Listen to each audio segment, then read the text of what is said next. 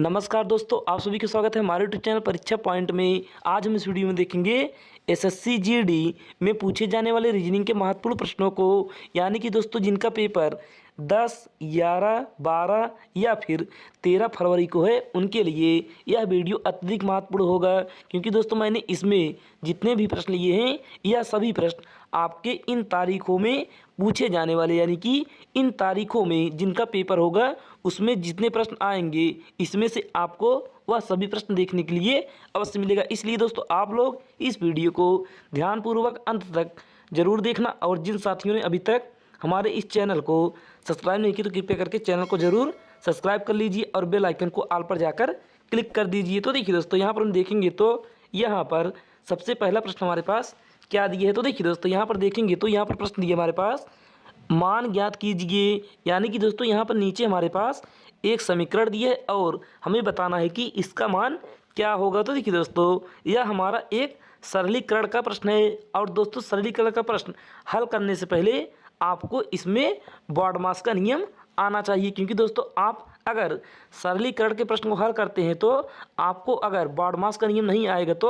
आप ऐसे प्रश्नों को हल करने में गलती कर देंगे। तो देखिए दोस्तों, आप यहाँ पर सबसे पहले क्या देखेंगे, आप यहाँ पर देखेंगे तो यहाँ पर आपको दो ब्रैकेट दिखाई देगा। तो यहाँ पर दोस्तों यह जो हमारे पास पहला दिया है यह होगा मझला ब्रैकेट, उसके बाद यहाँ पर जो उसके अंदर दिया है यह होगा छोटा ब्रैकेट, और उसके बाद यहाँ पर दोस्तों यह होता है बड़ा ब्रैकेट। लेकिन दोस्तों यहाँ पर यह नहीं दिया है। तो देखिए दोस्तों, आप यहाँ पर सबसे पहले हल करेंगे छोटे ब्रैकेट को। तो देखिए दोस्तों, यहाँ पर हम देखेंगे तो यहाँ पर छोटे ब्रैकेट के अंदर जो संख्या दी हुई है सबसे पहले हम उसे हल करेंगे। तो देखिए आप यहाँ पर देखेंगे तो यहाँ पर अंदर दिए हमारे पास गुणा, भाग और जोड़। तो यहाँ पर दोस्तों हम सबसे पहले हल करेंगे भाग को, क्योंकि बॉडमास में सबसे पहले भाग आएगा। तो यहाँ पर दोस्तों लिखेंगे 175, उसके बाद गुणे, अब यहाँ पर दोस्तों हम 72 को 24 से काटेंगे तो यह जाएगा 24 तियाँ 72, यानी कि 3 बार में। तो यहाँ पर हो गया 3, उसके बाद यहाँ पर 5, अब यहाँ पर ब्रैकेट बंद। अब उसके बाद दोस्तों यहाँ पर हम 175 में 3 का गुणे लगाएंगे तो यहाँ पर क्या प्राप्त होगा, क्योंकि दोस्तों अब हम भाग के बाद हल करेंगे गुणे को। तो देखिए दोस्तों, यहाँ पर हम 175 में 3 का गुणा करेंगे तो यहाँ पर होगा 5 तिहाई 15, 15 की 5 हासिल 1, उसके बाद 7 त्रिक 21, 21 1 22, तो यहाँ पर होगा 2 और हासिल 2, उसके बाद 3 1 के 3 2 5, यानी कि यहाँ पर हो गया दोस्तों हमारा 525, उसके बाद यहाँ पर प्लस 5। अब देखिए दोस्तों, यहाँ पर हम 525 में अगर 5 जोड़ेंगे तो यहाँ पर होगा 530, उसके बाद दोस्तों यहाँ पर अब हम क्या करेंगे, यहाँ पर अब हम गुणा करेंगे 20 का। तो यहाँ पर दोस्तों हम गुणा करेंगे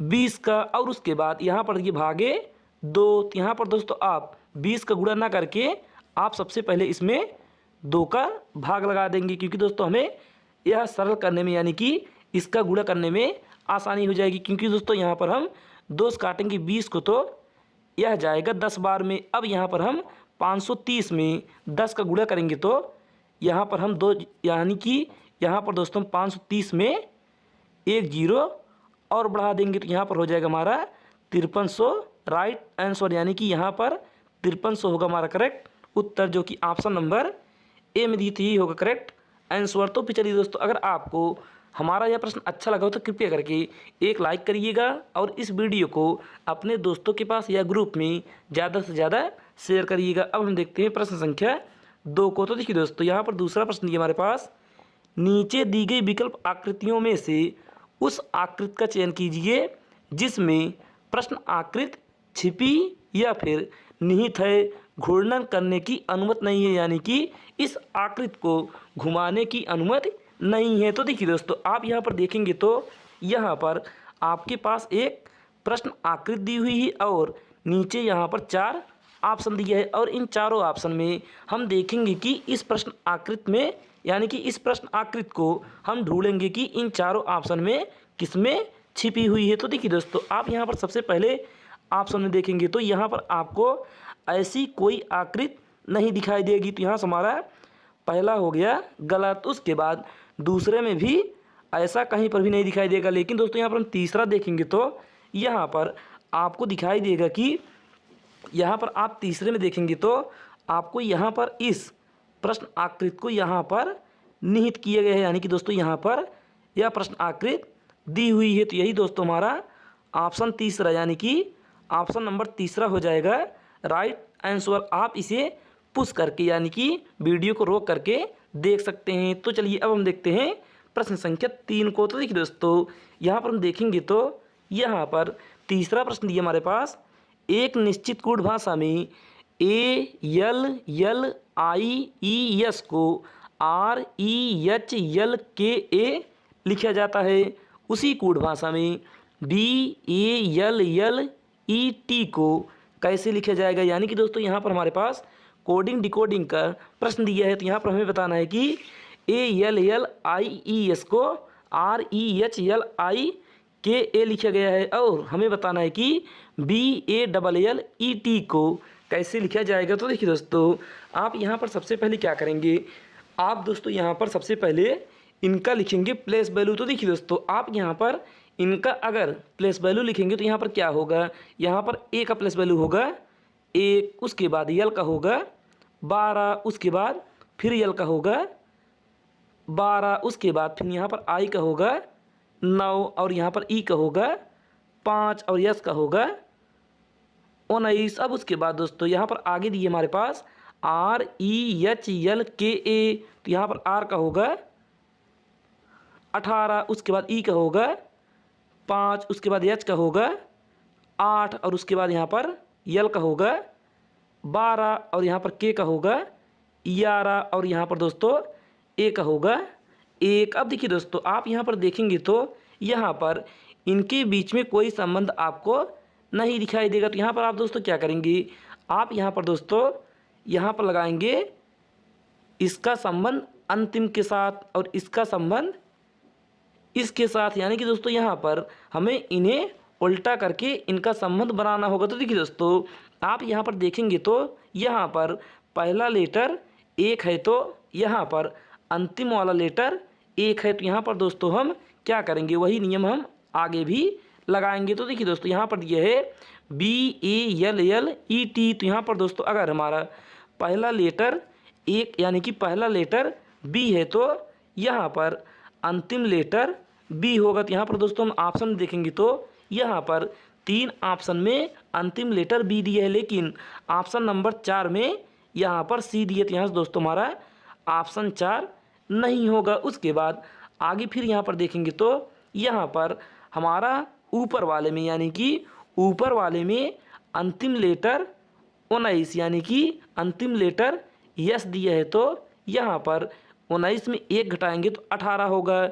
यानी कि दोस्तों यहाँ पर हमारे पास अंतिम लेटर टी दिया है, और टी का प्लेस वैल्यू होगा 20, क्योंकि यहाँ पर दोस्तों टी का प्लेस वैल्यू होगा 20, और 20 में 1 घटाएंगे तो यहाँ पर होगा 19, और 19 होगा हमारा यस का प्लेस वैल्यू। यानी कि यहाँ पर पहला लेटर होगा हमारा यस, जो कि तीनों ऑप्शन में पहला लेटर यस दिया है। उसके बाद यहाँ पर दोस्तों हम फिर देखेंगे तो यहाँ पर हमारे पास दूसरा लेटर यल दिया है, यानी कि यल का प्लेस वैल्यू होगा 12, और यहाँ पर दोस्तों देखेंगे तो यहाँ पर दूसरे वाले में अंतिम से दूसरा लेटर यहाँ पर के दिया है, यानी कि 1 माइनस किए गए। तो यहाँ पर दोस्तों हम इस वाले में यानी कि BALL में देखेंगे तो यहाँ पर दूसरा लेटर ए है। तो यहाँ पर दोस्तों हम ए में अगर 1 माइनस करेंगे तो यहाँ पर आएगा जेड, यानी कि दोस्तों यहाँ पर अंतिम से दूसरा लेटर जेड होगा। तो यहाँ पर दोस्तों देखेंगे तो यहाँ पर ऑप्शन नंबर 3 में अंतिम से दूसरा लेटर यल दिए। तो यहाँ से दोस्तों हमारा तीसरा भी ऑप्शन नहीं होगा। अब बचेगा सिर्फ ऑप्शन ए और ऑप्शन बी, यानी कि 1 और 2। तब उसके बाद दोस्तों यहाँ पर हम फिर आगे देखेंगे तो यहाँ पर हमारे पास दिया है तीसरा लेटर, यानी कि पहले शब्द का तीसरा लेटर यहाँ पर दिए 12, और यहाँ पर देखेंगे तो यहाँ पर दूसरे वाले शब्द में अंतिम से तीसरा लेटर 12 दिए, यानी कि सेम दिए है। तो यहाँ पर दोस्तों हम देखेंगे तो यहाँ पर तीसरा लेटर हमारा यल दिया है और यहाँ पर हम तीसरा लेटर अंतिम से यल देखेंगे तो यहाँ पर दोस्तों होगा हमारा यल, जो कि दोनों ऑप्शन में दिया है। उसके बाद आगे फिर यहाँ पर दोस्तों देखेंगे तो यहाँ पर हमारे पास पहले शब्द का चौथा लेटर यन यानी कि आई दिया है। उसके बाद इसमें से एक माइनस करेंगे तो यहाँ पर 8 यानी कि यच दिया है। तो उसी प्रकार दोस्तों हम यल में एक माइनस करेंगे तो यहाँ पर कितना होगा, 12 में एक घटाएंगे तो के होगा। तो यहाँ पर होगा हमारा के, जो कि यहाँ पर दोनों ऑप्शन में के दिया है। उसके बाद आगे फिर दोस्तों यहाँ पर हम देखेंगे तो यहाँ पर हमारे पास पहले लेटर का पाँचवा यानी कि पहले शब्द का पाँचवा लेटर 5 दिया है और यहाँ पर दोस्तों देखेंगे तो यहाँ पर भी 5 दिया है, यानी कि पहले शब्द का दूसरा लेटर भी 5 दिया है। तो यहाँ पर दोस्तों हम ई का दोस्तों सेम ही लिखेंगे, यानी कि यहाँ पर होगा ई, यानी कि दोस्तों यहाँ पर ऑप्शन नंबर ए होगा हमारा करेक्ट उत्तर, क्योंकि यहाँ पर आएगा हमारे पास SEKLZB, यानी कि ऑप्शन ए होगा हमारा राइट आंसर। क्योंकि दोस्तों आपको समझाने में हमें ज़्यादा समय लग रहा है, लेकिन अगर आप अपने मन से करेंगे तो आप इसे जल्दी से कर सकते हैं। तो चलिए अब हम देखते हैं प्रश्न संख्या 4 को। तो देखिए दोस्तों यहाँ पर चौथा प्रश्न दिया हमारे पास, दिए गए विकल्पों में से निम्नलिखित श्रृंखला में लुप्त संख्या का चयन कीजिए। यानी कि दोस्तों यह हमारा श्रेणी का प्रश्न है, यानी कि श्रृंखला का प्रश्न है और हमें बताना है कि इस प्रश्नवाचक चिन्ह के स्थान पर कौन सी संख्या होगी। तो देखिए दोस्तों आप यहाँ पर सबसे पहले क्या देखेंगे, आप यहाँ पर दोस्तों देखेंगे तो यहाँ पर जितनी संख्याएं दी हुई हैं यह सभी संख्याएं हमारी 3 से आसानी से विभाजित हो जाएंगी। तो यहाँ पर दोस्तों अगर हम इस 6075 को अगर हम 3 से काटेंगे तो यह जाएगा 2025, यानी कि 3 दूनी 6, उसके बाद यहाँ पर 0, अब 3 दूनी 6 हासिल 1, यहाँ पर 15, 3 पचे 15, यानी कि यहाँ पर हो गया 2000, यानी कि यहाँ पर दोस्तों होगा हमारा 2025। तो यहाँ पर दोस्तों आगे दिए हमारे पास 2025। उसके बाद इस 2025 में अगर हम फिर 3 से भाग देंगे तो यहाँ पर वह संख्या में प्राप्त हो जाएगी। तो देखिए दोस्तों आप यहाँ पर इस 3 से 2025 में भाग देंगे तो यह जाएगा 3 छंग 18, यहाँ पर बचेगा 2, यहाँ पर हो गया 22, अब 3 सत 21, उसके बाद यहाँ पर जाएगा 1, यह हो गया 15, 3 पचे 15, यानी कि 675। इस प्रश्नवाचक चिन्ह के स्थान पर होगा 675, जो कि ऑप्शन नंबर दूसरे में, यानी कि ऑप्शन दूसरा होगा हमारा राइट आंसर। उसके बाद दोस्तों यहाँ पर हम 3 से फिर भाग देंगे तो यहाँ पर आएगा 225, और 225 में अगर हम फिर 3 से भाग देंगे तो यहाँ पर आएगा 75। इसलिए दोस्तों यहाँ पर राइट आंसर होगा ऑप्शन नंबर दूसरा, यही होगा करेक्ट उत्तर। तो चलिए दोस्तों अब हम देखते हैं प्रश्न संख्या 5 को। तो देखिए दोस्तों यहाँ पर 5वां प्रश्न दिया हमारे पास, एक निश्चित कूट भाषा में MATURE को 82 लिखा जाता है, HIGHER को 59 लिखा जाता है।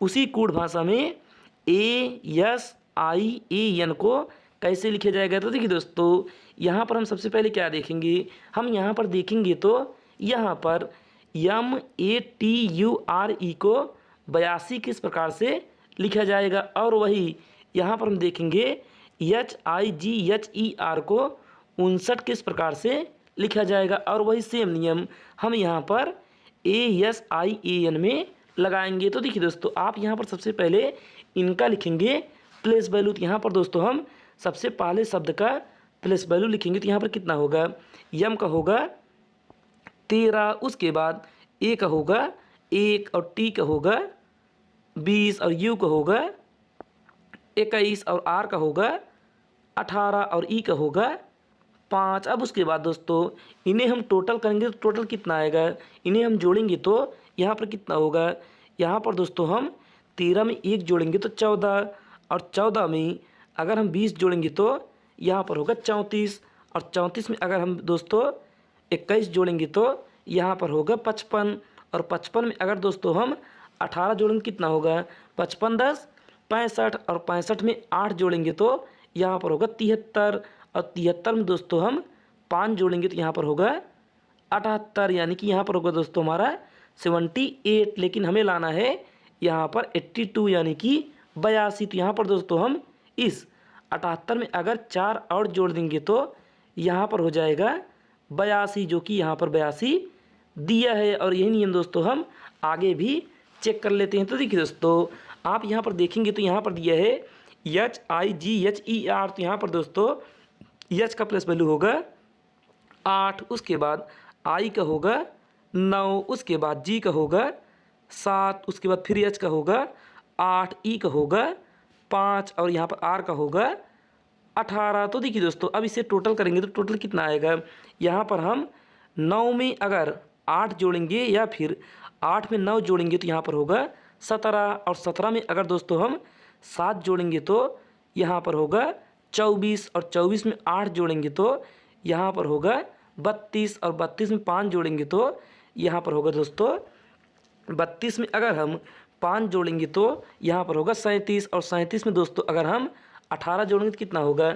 37 में अगर हम यहाँ पर 37 प्लस 18 करेंगे तो यहाँ पर कितना होगा 8 7 15, 15 के 5 हासिल 1, 3 1 4 1 5, यानी कि यहाँ पर होगा 55। यानी कि दोस्तों यहाँ पर हम 37 में अगर 18 जोड़ेंगे तो यहाँ पर होगा 55। अब यहाँ पर दोस्तों हम देखेंगे तो आगे दिए हमारे पास 59। यहाँ पर दोस्तों हम 55 में अगर 4 जोड़ेंगे तो यहाँ पर होगा 59। यानी कि दोस्तों यहाँ पर हमारा यह नियम फॉलो करेगा, क्योंकि दोस्तों यहाँ पर हमने टोटल यानी कि टोटल संख्याओं को या फिर टोटल लेटर के प्लेस वैल्यूओं को जोड़ा तो हमें जो प्राप्त हुआ उसमें हमने 4 जोड़ा तो हमें वह संख्या प्राप्त हो गई। और वही नियम दोस्तों हम आगे भी लगाए तो वही नियम लागू हुआ। तो यानी कि दोस्तों यह नियम हमारा सही होगा। इसलिए दोस्तों अब हम यहाँ पर ASIAN में लगाएंगे। तो देखिए दोस्तों, आप यहाँ पर सबसे पहले A का प्लेस वैल्यू लिखेंगे तो यहाँ पर होगा 1, उसके बाद S का लिखेंगे तो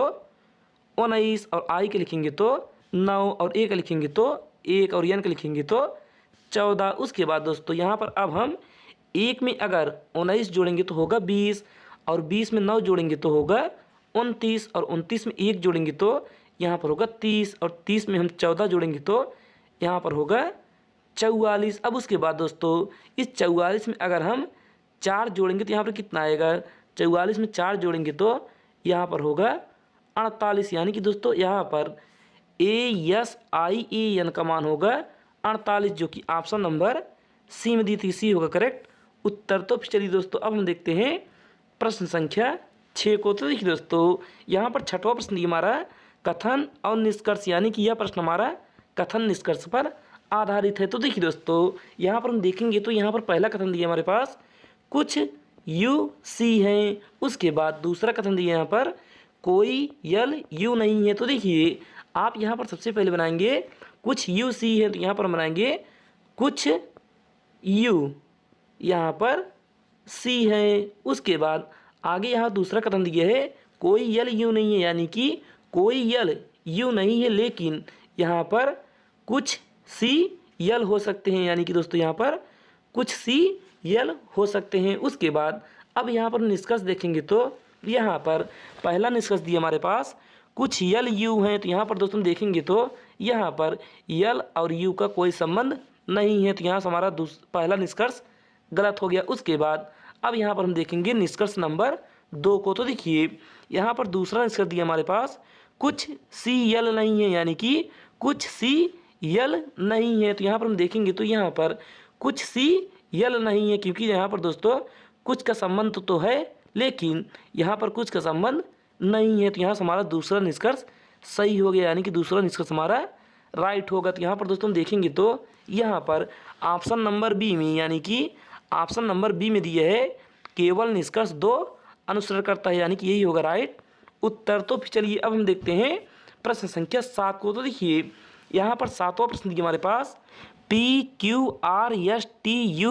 और V एक पंक्ति में उत्तर की ओर मुंह करके बैठे हैं। तो यहाँ पर दोस्तों हम देखेंगे तो यहाँ पर टोटल व्यक्तियों की संख्या कितनी है, यहाँ पर गिनेंगे तो 1 2 3 4 5 6 7, यानी कि यहाँ पर टोटल व्यक्तियों की संख्या 7 है। तो यहाँ पर दोस्तों हम 7 लोगों का स्थान फिक्स कर देंगे। तो यहाँ पर हो गया दोस्तों हमारा 1 2 3 4 5 6 और यहाँ पर 1 7 यानी कि सातों का मुंह उत्तर की ओर है। तो यहाँ पर दोस्तों आगे पढ़ेंगे तो यहाँ पर आगे दिए हमारे पास यू टी के ठीक दाईं ओर बैठा है, यानी कि यू जो है वह टी के ठीक दाईं ओर है। तो यहाँ पर दोस्तों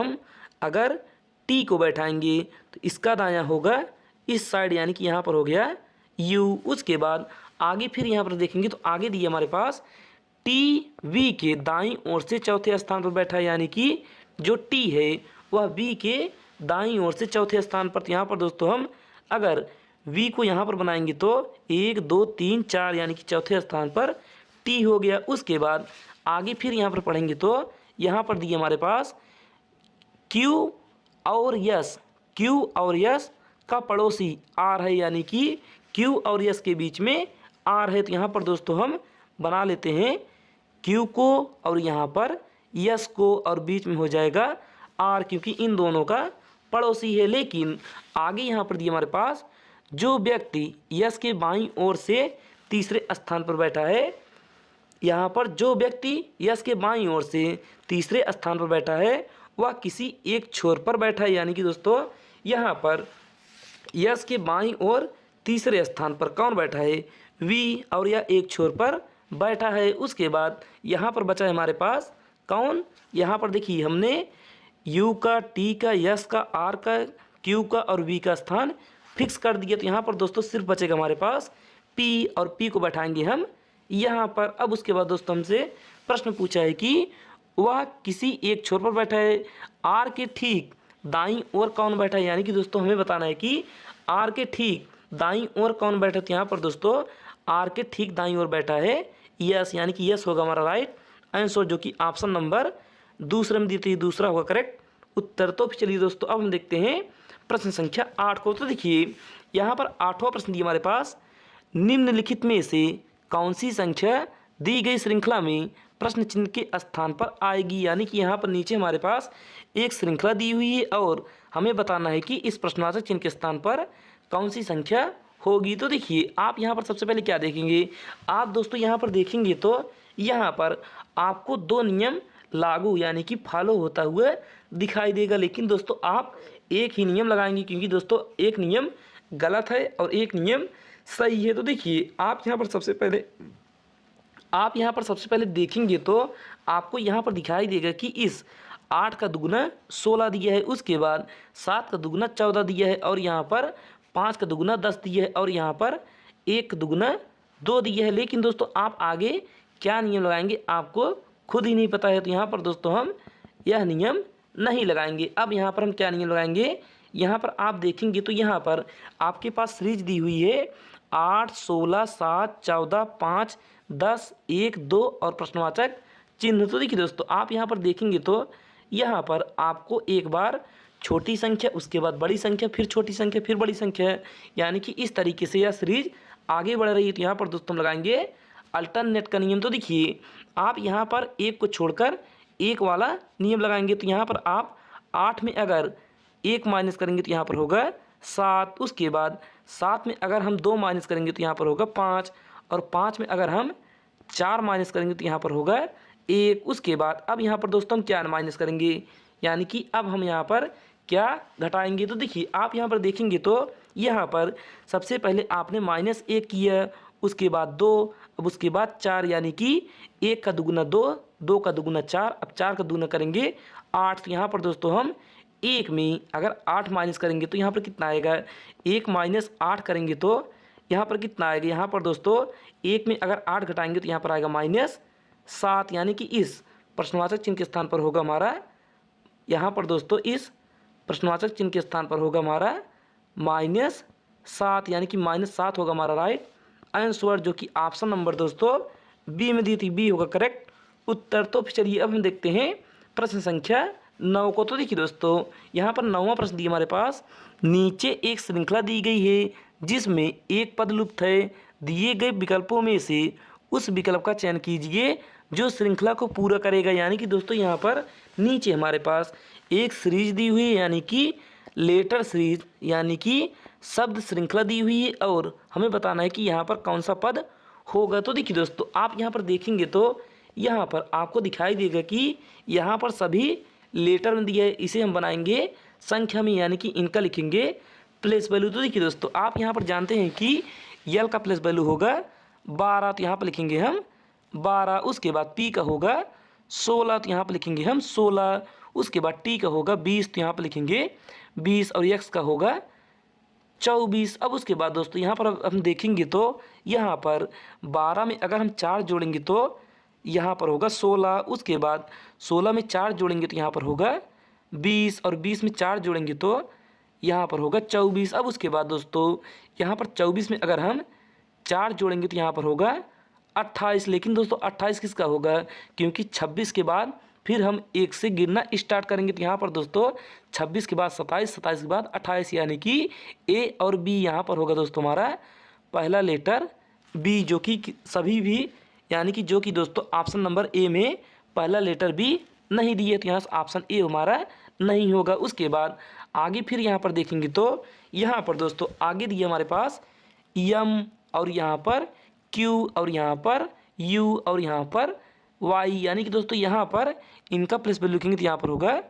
13, 17, 21 और यहाँ पर 25। तो यहाँ पर आप दोस्तों देखेंगे तो यहाँ पर 13 में 4 जोड़ेंगे तो 17, 17 में 4 जोड़ेंगे तो 21, 21 में 4 जोड़ेंगे तो 25, और 25 में 4 जोड़ेंगे तो यहाँ पर होगा 29। लेकिन दोस्तों यहाँ पर 29 का नहीं लिखकर हम क्या लिखेंगे, 27 होगा ए, 28 होगा बी और 29 होगा सी, यानी कि दोस्तों यहाँ पर होगा दूसरा लेटर हमारा सी, जो कि ऑप्शन नंबर तीसरे में, यानी कि ऑप्शन नंबर तीसरे में हमारा यह सभी लेटर दिया है। तो यही होगा राइट उत्तर। तो चलिए दोस्तों अब हम देखते हैं प्रश्न संख्या 10 को। तो देखिए दोस्तों यहाँ पर 10वां प्रश्न दिया हमारे पास, 9 अप्रैल 2023 को शुक्रवार है, तो 30 अप्रैल 2023 को कौन सा दिन होगा, यानी कि दोस्तों यह हमारा कैलेंडर का प्रश्न है। तो देखिए आपके एसएससी जीडी में कैलेंडर से भी प्रश्न पूछे जा सकते हैं, इसलिए दोस्तों आप इसे ध्यानपूर्वक अच्छे से देखिएगा। तो देखिए दोस्तों आप यहाँ पर 2 नियम लगा सकते हैं। एक तो है बेसिक, क्योंकि यहाँ पर 9 अप्रैल से आपको 30 अप्रैल ज़्यादा दूर नहीं जाना है, तो इसलिए दोस्तों आप यहाँ पर बेसिक भी लगा सकते हैं, क्योंकि 7-7 दिनों का हम जोड़ा बनाकर यहाँ पर वह भी नियम लगा सकते हैं। लेकिन दोस्तों आपको मैं एक सिंपल नियम बताता हूँ कि आप यहाँ पर सबसे बड़ी वाली में से छोटी वाली कर देंगे माइनस, यानी कि 30 में आप यहाँ पर घटा लेंगे 9 को, तो यहाँ पर आएगा 21। अब यहाँ पर दोस्तों आप जानते हैं कि एक सप्ताह में टोटल 7 दिन होते हैं, तो यहाँ पर हम 21 में 7 से भाग दे देंगे, तो यहाँ पर कितना आएगा, यहाँ पर दोस्तों जाएगा 3 बार में, यानी कि दोस्तों यहाँ पर हमें 3 से कोई मतलब नहीं है, क्योंकि दोस्तों हमें यहाँ पर योगफल दोस्तों यहाँ पर हमें भागफल से कोई मतलब नहीं है, हमें लेना है सिर्फ शेष फल। तो यहाँ पर दोस्तों हम 21 में 7 से भाग देंगे तो यहाँ पर शेष फल बचेगा 0, यानी कि ना तो एक दिन आगे ना ही एक दिन पीछे। तो यहाँ पर दोस्तों अगर हमारे पास शुक्रवार दिया है तो यहाँ पर भी 30 अप्रैल को आएगा हमारा शुक्रवार, क्योंकि आप इसे बेसिक से भी देख सकते हैं, यानी कि दोस्तों यहाँ पर ऑप्शन सी होगा हमारा राइट आंसर, यानी कि शुक्रवार होगा हमारा करेक्ट उत्तर। तो चलिए दोस्तों अगर आपको हमारा यह सभी प्रश्न अच्छा लगा हो तो कृपया करके वीडियो को सबसे पहले आप एक लाइक करिएगा, यानी कि दोस्तों यहाँ पर वीडियो को सबसे पहले आप लाइक करिएगा और कमेंट में बताइए कि हमारा यह वीडियो आपको कैसा लगा, और अपने दोस्तों के पास ज़रूर शेयर करिएगा। और अभी तक आप लोगों ने इस चैनल को सब्सक्राइब नहीं किया तो कृपया करके चैनल को भी ज़रूर सब्सक्राइब कर लीजिएगा। आज के बस इतना ही, धन्यवाद।